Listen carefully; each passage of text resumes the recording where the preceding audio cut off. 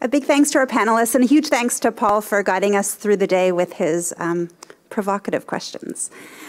Speaking of talent, I'm delighted to welcome to the stage Dr. Nipun Vats, who is a great poster board for government attracting smart people. He has a PhD in theoretical physics, studied at Princeton, Dalhousie, and University of Toronto, and he's going to provide some closing remarks today.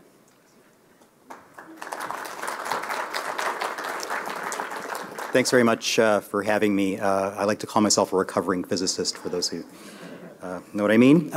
So I think I'd like to thank all of the great speakers today and the Public Policy Forum. And as a person who works on science and research for a living from the government perspective, I thank you for letting me participate in an event that's not just about the Naylor report. So an important part, but it is nice to have a broader discussion like this.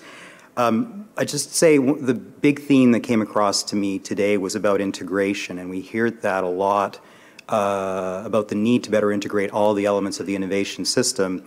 And from the government perspective, I think it's something that we are trying to do as well. And just to kind of walk you through it very quickly, you know, there is a lot of discussion right now about the basic research enterprise.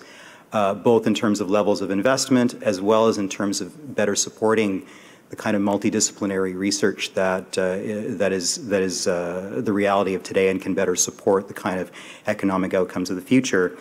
And that's something that we are working on as a government, or as the government is working on, and we're supporting. There's also a lot being done on the business innovation side. We talked a lot about superclusters today, or it was mentioned a few times, and how that is trying to bring the elements of innovation all together and create the conversations that maybe we should be having but don't naturally sort of tend towards. And there's also an effort to try and bring business-facing innovation programming together in a way that you know, better serves the needs of business, but also kind of drives an innovative approach to doing things. And then there's been a fair bit done on the skill side as well, both in terms of attracting global talent, and I'm pleased to hear from a lot of companies that are trying to bring in top talent from around the world that it is actually starting to work, as well as on the work integrated learning side through programs like MyTax, which are trying to make sure that there are opportunities for graduate students to actually work with companies as they're advancing their education. But I think we definitely need to work together on integrating those pieces as government programs and to learn from what we've kind of helped set in motion, but also from what you're all seeing out there from the business perspective as well as from the university's perspective. So I think it's a very worthwhile discussion we're having, and I think there's a lot that's been done in this space over the last couple of years, but I think there's obviously a lot left to do, and I'd be very happy to hear from all of you on how we can best do that. So thanks very much, and it was a very good panel this morning. Thanks.